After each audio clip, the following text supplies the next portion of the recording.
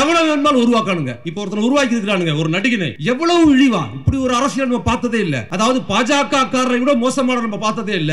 பாஜக காரரோட நான் ரொம்ப மோசமானவன்னு இந்த நடிகர் ஒரு கூட்டம். இந்த பாருங்க கூட்டம் எவ்வளவு நேர்த்தியர். நம்ம அமைச்சர் சேகர் பாபு அவர்களை புகழணுங்கிறதுக்காக நான் சொல்லல, மிகைப்படுத்தி நான் சொல்லல. 2018 இருந்து நான் அவரோட பயணிக்கிறேன் கூட்டங்களுக்கு. ஒரு கூட்டத்தை எப்படி நடத்தணும்ங்கிற நேர்த்தி கத்துக்கணுமா? டே தம்பி நடிகர் இங்க வா, இங்க வந்து அவர்கிட்ட ட்ரைனிங் கேட்டு ஒரு நாள் இல்ல மாசத்துக்கு ஒரு கூட்டம் இல்ல, அவங்க ஒரே ஒரு கூட்டம் நடத்துறான், 3 நிமிஷம் பேசுறான், 41 பேர் செத்து போயிட்டான். ஆனா இவரு தினமும் கூட்டம் நடத்துறாரு. சில நேரங்கள்ல ஒரு நாளைக்கு 4-5 இடங்கள்ல கூட்டம் நடத்துறாரு. அந்த கூட்டத்தை எப்படி கட்டுக்கோப்பா வச்சிருக்கிறாரு, எப்படி ஒழுங்கா வச்சிருக்கிறாருங்கிறத நம்ம அமைச்சர்ட்ட வந்து கத்துக்க சொல்லுங்க. அவன் அவ்வளவு மோசமா இருக்கிறான், எதை வேணுமா செய்யறான். அவன் 41 பேர் செத்ததுக்கு முழு காரணமும் அவனோட ஊதாரித்தனமாக 8:45 மீட்டிங் வர வேண்டிய வீட்டுல இருந்தே 8:45 கிளம்பணும் தான் காரணம். அவன் நேரம் தவறாத ஆள் கிடையாது. நல்லா தெரிஞ்சுங்க. ஷூட்டிங் போறதா இருந்தா 7 மணிக்கு ஷூட்டிங்னா 6 மணிக்கு ஸ்பாட்ல இருக்கிறாரு. ஒரு படத்துக்கு கூட ஒரு தயாரிப்பாளரோ ஒரு இயக்குனரோ இது வரைக்கும் அந்த நடிகர் மேல குற்றம் சொன்னதே கிடையாது. சரியா வந்துருவார். அவ்வளவு ஏன் ஒரு நடிகை திருமணத்துக்கு போனார்ல, கீர்த்தி சுரேஷ் திருமணத்துக்கு, நீ லேட்டா போனியா? அதுக்கு நேரத்துக்கு போய் உட்கார்ந்துகிட்டல, முதல் நாளே போய் உட்கார்ந்துகிட்ட. உன்னோட ரசிகர்களை நீயே மதிக்கல. ஆயிரக்கணக்கான பேர் 3 மணி நேரம் 4 மணி நேரம் தண்ணி இல்லாம, அது பொதுக்கூட்டல இது மாதிரி சேர் போட்டு உட்கார வைக்கல, தண்ணி கொடுத்து வைக்கல, அது தெருமுனை கூட்டம். அவ்வளவு பேரை நிக்க வச்சு அவ்வளவு பேரை கொன்னு குவிச்சிட்டு கொஞ்சமும் கூச்ச இல்லாம என்ன பண்றான்? அவன் கொலை செய்து விட்டு அவன் அலட்சியத்தினாலும் அவனோட ஊதாரித்தனத்தினாலும் செய்ததை திருப்பி கொண்டு போய் உதவி செய்த திமுக மேல் போடுகிற அளவுக்கு இந்த நாடு நாசகரமான கருத்துக்களை கொண்டவர்களா இருக்கிறார்கள். என் இளைஞர்களே, உங்ககிட்ட தான் இந்த பொறுப்பு இருக்குது, விட்டுறாதீங்க. நமது சாதனைகள் சாதாரண சாதனைகள் இல்ல, தலைவர் செஞ்ச சாதனைகள். To the point. அதுவும் பெண்கள் காத்திருக்கிறாங்க. பாஜக குடும்பத்து பெண்கள், அண்ணா திமுக குடும்பத்து பெண்கள் ஓட்டெல்லாம் நமக்கு தான் வரப்போகுது. அது அவங்களுக்கே தெரியாது. அந்த அம்மா அவங்களுக்கு போடாது. நாடாளுமன்றத்தில் தமிழ்நாட்டின் குரலா மட்டும் இல்லாம இந்திய தேசிய இனங்களோட இந்தியா முழுக்க இருக்கிற பிற்படுத்தப்பட்ட தாழ்த்தப்பட்ட சிறுபான்மை மக்களின் குரலாக ஓங்கி ஒலிக்கிற திராவிட இயக்க அறிஞர், பெரியார் அம்பேத்கர் ஆய்வாளர், நாடாளுமன்ற உறுப்பினர் ஆர் ராசா அவர்களுக்கு என்னோட நன்றி தெரிவிக்கிறேன்.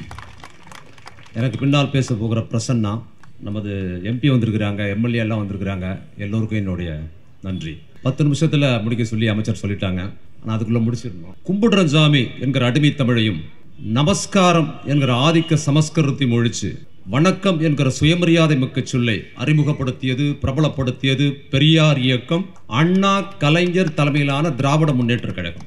இந்த அண்ணா கலைஞர் தலைமையிலான திராவிட முன்னேற்ற கழகம் பெரியார் இயக்கம்னு ஏன் சொல்ற? திராவிட இயக்கம்னு சொல்லிட்டு போயிடலாம்ல. ஏன் திராவிட இயக்கம்னு சொல்லாம திராவிட முன்னேற்ற கழகம் அடையாளப்படுத்தி சொல்றேன்னா, இன்றைய சூழல்ல அது ரொம்ப முக்கியமானது. ஏனென்றால் திமுக எதிரிகள் நேரடியா இருக்கிற அண்ணா திமுக பாஜக விட்டுருங்க, மறைமுகமாக நல்லவர்களை போல் நடுநிலையாளர்களை போல் இருக்கிறவன் தான் கருத்துருவாக்கம் பண்றான், பொய்களை பரப்புகிறான். அவன் என்ன பண்ணுவான் பாத்தீங்கன்னா, திராவிட முன்னேற்ற கழகத்தை பத்தி விமர்சிக்கும் போது, அவதூறு சொல்லும் போது, இழிவாக பேசும்போது திமுக பேரை சொல்லி பேசுவான். திமுக அப்படி பண்ணிருச்சு இப்படி பண்ணிருச்சு, தலைவர் பேரை சொல்லி இழிவா பேசுவான். நம்ம நாடாளுமன்ற உறுப்பினர் பத்தி பேசும்போது அப்படி பேசுவான், நம்ம அமைச்சர் பத்தி பேசும்போது அவளை பேரை சொல்லி இழிவா பேசுவான். மாறாக அதிமுக ஊழல் பத்தி பேசும்போது, அதிமுக மோசடி பத்தி பேசும்போது என்ன பண்ணுவானுங்க தெரியுமா? நடுநிலையாளர்கள் இதுதான் திராவிட இயக்கத்தின் யோக்கியதமான்றாங்க. எப்படியே திமுக விமர்சிக்கும் போது திமுக பேரை சொல்றது, அதிமுகவின் மோசடி விமர்சிக்கும் போது என்ன பண்றதுன்னா திராவிட இயக்கம் சொல்லி அதிமுக பேரை சொல்றதுல அதையும் கொண்டாந்து திமுக பேர்ல எழுதுறது. அதை விட இன்னொரு மோசடினா, திமுகவின் சாதனைகளை புகழ்ந்து பேசும்போது அதை ஆதரிக்க வேண்டிய நிர்பந்தம் நடுநிலையாளருக்கு வந்துருச்சுன்னா அப்ப திமுக பேரை சொல்றது இல்ல, திராவிட இயக்கத்தின் சாதனை அண்ணா திமுக சேர்த்து எழுதுகிறது. இந்த மோசடி தொடர்ந்து நடக்குது. திராவிட இயக்கத்துக்கும் நல்லா தெரிஞ்சுங்க, திராவிட இயக்கத்துக்கும் அண்ணா திராவிட முன்னேற்ற கழகத்துக்கும் எந்த சம்பந்தமும் கிடையாது. அதுலயும் திராவிடம் இருக்குது, இதுலயும் திராவிடம் இருக்குன்னு நினைக்கலாம். உங்களுக்கு புரியறதுக்கு சிம்பிளா அவர் சொல்ற, திராவிடம் இருக்கிறதுனாலே அது திராவிட இயக்கம் ஆயிடாது அண்ணா திராவிட முன்னேற்ற கழகம். திமுகவுக்கும் அதிமுகவுக்கும் என்ன வித்தியாசம்னா, ஆர் ராசாவுக்கும் எச் ராஜாவுக்கும் என்ன வித்தியாசம் இருக்குதோ அந்த அடிப்படை வித்தியாசம், நேரடி வித்தியாசம். நீங்க சிம்பிளா புரிஞ்சுக்கிறதுக்கு ஒண்ணு சொல்றேன். ஒரு சொல்லுக்கு முன்னால் ஆ போட்டீங்கன்னா தமிழ்ல எதிர்ப்பதமா மாறிடும் இல்லையா? நாகரிகம்னு ஒரு சொல்லு இருக்கு, அதுக்கு முன்னால் ஆ போட்டா என்ன ஆகும்? அநாகரிகம் ஆயிடும். அப்போ திமுக என்பது திராவிட இயக்கத்தின் நாகரிகம், திமுக. அதுக்கு முன்னால் ஒரு ஆ போட்டா என்ன ஆகும்? அதிமுகன்னா திராவிட இயக்கத்தின் அநாகரிகம். திராவிட இயக்கத்துக்கு அதுக்கு எந்த சம்பந்தம் இல்லை. என்ன பண்ணுவாங்கன்னா, நடுநிலையாளர்கள் அதிமுக கணக்க கொண்டாந்து திமுக மேல எழுதுறது தொடர்ச்சியா நடக்குது. எப்படி தெரியுமா? 2018 ஆகஸ்ட் 28 அன்னைக்கு தலைவர் தளபதி அவர்கள் திமுகவின் தலைவராக பதவி ஏற்றுக்கிறார். அவர் பதவி ஏற்ற உடனே சடார் நடுநிலையாளர்கள் தொலைக்காட்சியில் வந்தவன் போனவங்க என்ன பண்ண பாருமா, கலைஞர் கருணாநிதி போன்ற ஆற்றல் மிக்கவர் இருந்த இடத்தில் இந்த ஸ்டாலினா அப்படின்னு பேச ஆரம்பிச்சிட்டாங்க. கலைஞரோட எழுத்தாற்றல் அவரோட பேச்சாற்றல் அந்த இடத்தில் ஸ்டாலினா அப்படின்னு சொல்லும் போது நான் தொலைக்காட்சி விவாதத்தில் கேட்டேன், யோ இதெல்லாம் நீ கலைஞர் இருக்கும்போது சொல்லவே இல்லையா? கலைஞர் இருக்கும்போது அவருக்கு எதிராக பேசுறவங்கலாம் எப்படி உடனே திமுக காரரே மாறிடுவாங்க. மாறி கலைஞரிடத்தில் ஸ்டாலினா அப்படின்னு அவதூறு பேசுறாங்க. இவங்க யாரும் கிடையாது. இவங்க அப்பா என்ன பேசுறாங்க தெரியுங்களா? கலைஞர் தலைவர் பதவிக்கு வந்த போது, அண்ணாவுக்கு பிறகு கலைஞர் தலைவர் பதவிக்கு வராரு. அப்ப என்ன தெரியுமா பேசுறேமா, அண்ணா மாதிரி ஆற்றல் உள்ளவர், அண்ணா மாதிரி சிறப்பு உள்ளவர், அண்ணா மாதிரி உள்ளவர் இடத்தில் கருணாநிதியா அப்படின்னு பேசுறது அவங்க அப்பா. அண்ணா அவர்கள் ஆட்சிக்கு வந்த போது, அண்ணா அவர்கள் பொறுப்புக்கு வந்த போது இவங்க பாராட்டல. அன்னைக்கு என்ன தெரியுமா பண்ணாங்க, பெருந்தலைவர் காமராஜ் போன்றவர்கள் இருந்த இடத்தில் இந்த அண்ணாதுரை போன்றவர்களா அப்படின்னு அவதூறு பேசுறான். அதுக்கு முன்னால காமராஜர் மட்டும் ஒத்துக்கிட்டான்றீங்களா? பெருந்தலைவர் காமராஜரை நம்ம தான் உருவாக்கணும். பெரியாரும் திராவிட முன்னேற்ற கழகம் சேர்ந்துதான் குடியாத்து இடைத்தேர்தலில் பெருந்தலைவர் காமராஜரை திமுகவும் பெரியாரும் தான் ஜெயிக்க வச்சாங்க. இல்லனா பெருந்தலைவர் காமராஜர் ஜெயிச்சே வந்திருக்க முடியாது. அவரை உருவாக்கணும்ல. காமராஜரை வச்சுட்டு என்ன பண்ணாங்கன்னா, காமராஜர் ராஜாஜி போன்ற ஒரு பெரிய அறிவாளிகள் இடத்தில் படிக்காத இந்த காமராஜர் பேசுறான் பாருங்க. தொடர்ச்சியாக நம்ம ரோல் எடுத்துக்கிட்டு நமக்கு எதிராக பேசுறது. இப்ப என்ன பேசுறாங்க தெரியுங்களா? திமுகவுக்கு நம்ம அண்ணன் ஆர் ராசா வச்சுக்கிட்டு எதிராக பேசுறது. அப்படியே திமுக உறுப்பினர் மாதிரியும் அண்ணன் ஆர் ராசா மேல அப்படியே ரொம்ப நெகிழ்ச்சியான ஆட்கள் மாதிரியும் ஆர் ராசாவுக்கு திமுகவில் தலைமை பதவி தருவீங்களா, ஆர் ராசாவை முதலமைச்சர் ஆப்பீங்களான்னு கேட்கிறாங்க. இந்த கேட்கிறவங்க யாரும் நல்லா கவனிச்சீங்கன்னா, ஆர் ராசா அவர்கள் மீது பழியை சுமத்தி செய்யாத குற்றச்சாட்டை சொல்லி ஸ்பெக்ட்ரம் ஊழல் ஒன்றை உருவாக்கி எவனெல்லாம் ஜெயிலுக்கு அவர் அனுப்புறதுக்கு காரணமா இருந்தானோ அந்த ஃப்ராடு பைய பூரா என்ன பண்றான், அவருக்கு ஆதரவா இருந்துகிட்டு என்ன பண்றான், திமுகக்குள் குழப்பம் ஏற்படுத்துவதை தொடர்ந்து செய்கிறார்கள். இந்த சதியை இளைஞர்கள் புரிஞ்சுக்கணும். நமக்கு நேரடியா இருக்கிறது தெரியுதான், ஆனால் நமக்கு எதிராக பிம்பம் கட்டுறான் பாருங்க, அவர்கள் மிக ஆபத்தானவர்களாக இருக்கிறார். ரொம்ப மோசமான ஒரு சூழல்ல இன்னைக்கு இருக்கிறோம். இன்றைய சூழல்ல எதை வேணுமாலும் செய்து ஆட்சியை கவுத்துறணுங்கிற கண்ணோட்டத்தில் இருக்கிறாங்க. சரியா தெரிஞ்சுங்க, திராவிட இயக்கம் என்றால் நீதி கட்சி, அதற்கு பின்னால் தந்தை பெரியார், டாக்டர் அம்பேத்கர், அதற்கு பின்னால் திராவிட முன்னேற்ற கழகம். நாம் சாப்பிடுகிற ஒவ்வொரு அரிசியிலும் இவர்களின் பெயர் தான் எழுதப்பட்டிருக்குது. வேற யாரும் கிடையாது. 100 வருஷத்துல நான் ஆதாரத்தோடு சொல்றேன். இதுதான் பர்க சொல்லுங்க. 1925 இந்தியாவில் 3 இயக்கங்கள் முக்கியமாக ஆரம்பிக்கப்பட்டது. இந்திய அளவில் 2 இயக்கங்கள், ஒன்னு RSS, இன்னொன்னு கம்யூனிஸ்ட் கட்சி. தமிழ்நாட்டில் பெரியாரோட சுயமரியாதை இயக்கம் ஆரம்பிக்கப்பட்டது. இந்த 3 இயக்கங்கள் ஆரம்பிச்ச 2 இயக்கம் தேசிய இயக்கமாக வந்தது. RSS அமைப்பு என்ன பண்ணுச்சு, பிறப்பால் ஒருத்தன் உயர்ந்தவன், பிறப்பால் ஒருத்தன் தாழ்ந்தவன்கிற கான்செப்டை என்ன பண்ண நடைமுறைப்படுத்த சொல்லி கட்சி ஆரம்பிக்கப்பட்டது. வெள்ளக்காரன் காலத்துல என்ன பண்ணுது, வேதம் 4 வர்ணம் சொல்லுது. பிறக்கும் போதே சிறப்பா ஒருத்தன் பிறக்கிறான், ஒருத்தன் தாழ்ந்தவனா பிறக்கிறான், ஒருத்தன் சூத்திரனா இருக்கிறான், பெண்கள் கேவலமானவர்கள். இந்த சிஸ்டம் தான் இந்தியா சிஸ்டம், இதான் வேதங்களின் நாடு, இதுதான் இந்தியாவுக்கு இனிமேன்னு சொல்லி RSS மிக தீவிரமாக மக்கள் மத்தியில் பிரச்சாரம் நடத்த ஆரம்பிக்குது. அதற்கு நேரெதிரான கருத்து கொண்ட கம்யூனிஸ்ட் கட்சி அப்பதான் ஆரம்பிக்குது. மாறாக கம்யூனிஸ்ட் கட்சி இந்த RSS சித்தாந்தத்துக்கு எதிரான கண்ணோட்டத்தை கொண்டிருந்தது அன்னைக்கு பாத்தீங்கன்னா அது கொண்டு வரல. உழைப்பாளர்கள், தொழிலாளர்கள் போராட்டம் சார்ந்த விஷயத்துக்கு வந்தது. மாறாக வேதம் குறித்தும் பிறக்கும் போதே உயர்வு தாழ்வுங்கிற RSS சொன்ன அந்த கான்செப்ட், வேத கான்செப்ட்ல இருந்து கம்யூனிஸ்ட் கட்சி மாற்று கருத்தை உருவாக்கவே இல்லை. அதை ஒரு பொருட்டாக கருதவும் இல்லை. இன்னும் சொல்ல போனா அதில் ஒரு சாஃப்ட் கார்னர், வேதம் குறித்து ஒரு சாஃப்ட் கார்னர் கம்யூனிஸ்ட்கிட்டே இருந்தது. அப்ப என்ன ஆயிடுச்சு, ஆல்டர்னேட்டிவ் RSS இல்ல. RSS ஓட சித்தாந்தம் எங்க இருக்கு அப்படின்னா அது RSS கட்சியில இல்ல, அதோட சித்தாந்தம் வேதத்துல இருக்கு. பிறப்பிலே ஒருத்தன் பிறக்கும்போது உயர்வு அதுல இருக்குது. அதை கவுண்டர் பண்றதுக்கு இங்க எந்த முற்போக்கு அமைப்பும் இல்ல. அப்போ இந்தியாவில் யாரும் செய்யாத போது அதே ஆண்டு 1925ஆம் ஆண்டு தந்தை பெரியார் சுயமரியாதை ஆரம்பித்தார். அவர்தான் முதலில் இந்தியாவில் இந்த வேதம் இதிகாசம் பிறக்கும் போதே ஒருத்தர் மேல பிறக்கிறாங்க RSSக்கு கவுண்டர் பண்ணி ஒரு அமைப்பை கட்டினார். அந்த அமைப்பு தான் பிரம்மாண்டமா வளர்ந்தது. அவர்தான் இந்தியாவுக்கான முற்போக்கு முகமாக இருக்கிறார். இன்னைக்கு எப்படி RSS வளர்ந்து பிஜேபி கருத்தை நாடெங்கு இம்ப்ளிமெண்ட் பண்றான், அதுபோல் தமிழ்நாட்டில் பெரியாரின் சுயமரியாதை இயக்க கருத்துக்கள் வளர்ந்து திமுக என்கிற கட்சி தமிழ்நாட்டில் அப்படி மேலிருந்து பாஜகவை தடுத்து நிறுத்துது. பாத்தீங்களா, இதுதான் தமிழ்நாட்டின் வரலாறு. இங்க பெரியாரோட இயக்கம், திராவிட இயக்கம் இல்லைன்னா என்ன இருக்கும், இதுவும் உத்தரப்பிரதேசம் இருக்கும். கம்யூனிஸ்டுகளால் தடுக்க முடியல. அதை விட சிறப்பு, திராவிட இயக்கத்தை சேர்ந்த தந்தை பெரியார் தான் கம்யூனிஸ்ட் கட்சி அறிக்கை தமிழ்ல மொழிபெயர்க்கிறார். கம்யூனிஸ்டுகள் அதை கொண்டு வரல. கம்யூனிஸ்ட் கட்சி அறிக்கை என்பதுதான் கம்யூனிஸ்டுகளின் பிரதானம்.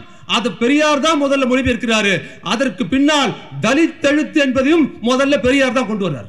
அது என்ன தலித் எழுத்து அப்படின்னா 1936ஆம் ஆண்டு தலைவர் அம்பேத்கர் அவர்கள் ஒரு நூலை ஒரு பேச்சை தயாரிக்கிறார். சாதி ஒழிப்புன்னு ஒரு பேச்சு, அனிகிலேஷன் ஆஃப் காஸ்ட்னு ஒரு மாநாட்டில் பேசுற பேச்சை தயாரிக்கிறாரு. அந்த தயாரிக்கப்பட்ட பேச்சு அவரால் பேச முடியலங்க. அப்ப ஆங்கிலத்தில் ஒரு புத்தகமா கொண்டு வர்றார். அதுக்கு எதிர்ப்பு வந்துருச்சு. புத்தகமா கொண்டு வந்தார். ஆங்கிலத்தில் ஒரு எழுதுறாரு, புத்தகமா கொண்டு வந்துட்டாரு.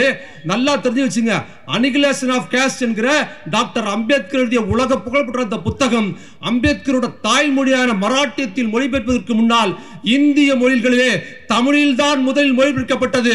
அதை செய்தவர் தந்தை பெரியார். திராவிட இயக்கத்தில் தான் கம்யூனிஸ்ட் கட்சிக்கான முதல் எழுத்தும் தலித் இயக்கத்துக்கான கராரான சாதி ஒழிப்புக்கான கண்ணோட்டமும் திராவிட இயக்கத்தில் பெரியார் தான் கொண்டாரு. அதோட நீட்சி கலைஞர் பூந்தோலை. அதிகாரத்தில் இருந்துகிட்டு செய்யறது பெரிய விஷயம் இல்ல. பெரியார் அதிகாரத்துக்கு இல்ல, அதை தாண்டி செஞ்சார் பாருங்க கலைஞர். அதுதான் முகம், அதுதான் பாஜகவுக்கு அச்சுறுது. RSS முகமாக பாஜக இருக்குது, பெரியாரின் சுயமரியாதை இயக்கத்தின் முகமாக திமுக இருக்குது. இதுதான் இவர்களுக்கு அச்சுறுத்தலா இருக்குது. தெரிஞ்சீங்க. அடுத்த தினம் பண்ணார் கலைஞர். அந்த கம்யூனிஸ்ட் பின்புலத்தோட பெரியார் கம்யூனிஸ்ட் கட்சியை முறைப்படுத்தா பாரு. முதல் முறையாக தமிழ்நாட்டில் மே தினத்துக்கு விடுமுறை கொண்டு வந்தவர் தலைவர் கலைஞர் தான். மே 1க்கு விடுமுறை கொடுத்தார். தெரியுங்களா? அது பார்க்குக்கு மே 1 உழைப்பாளர் பார்க்கணும், மே தின பூங்கான்னு மாத்தினாரு. அது இன்னைக்கு இருக்கிற தளபதி என்ன பண்ணாரு? காரல் மார்க்ஸ்க்கு சிலை வைக்கிற அளவுக்கு போயிருக்கிறார். பாத்தீங்களா? திராவிட இயக்கம் கம்யூனிஸ்டத்தோட சேர்த்து வந்தது. எப்படி சாதி ஒழிப்பு நூலை அம்பேத்கர் நூலை பெரியார் கொண்டு வந்தாரோ அதுபோல் தலைவர் கலைஞர். அந்த செய்தியை மட்டும் சொல்லி நான் முடிக்கிறேன், அது ரொம்ப முக்கியமானது. கலைஞர் என்ன பண்ணார் தெரியுங்களா?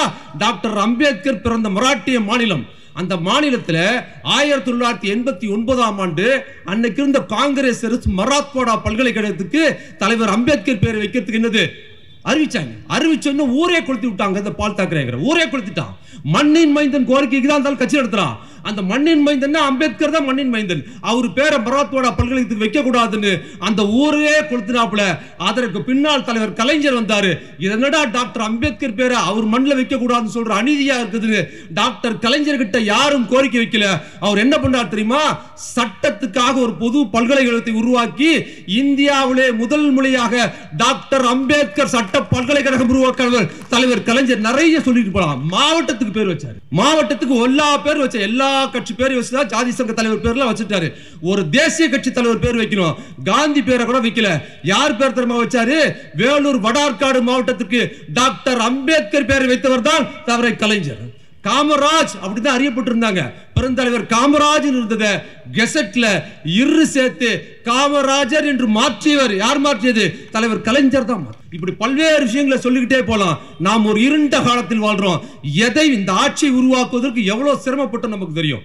எவ்வளவு அவதூறு, அதெல்லாம் மீறி ஜெயிச்சு வந்திருக்கிறோம். இன்னைக்கு நம்மளோட நலத்திட்டங்கள் ஒரு மாபெரும் இதுவரை குறிச்சு வச்சுக்கோங்க. நான் சொல்றத குறிச்சு வச்சுக்கோங்க. நான் சொன்னதை இன்னைக்கு பாண்ட் பேப்பர்ல கூட எழுதி கொண்டு வாங்க, நான் கையெழுத்து போடுறேன்.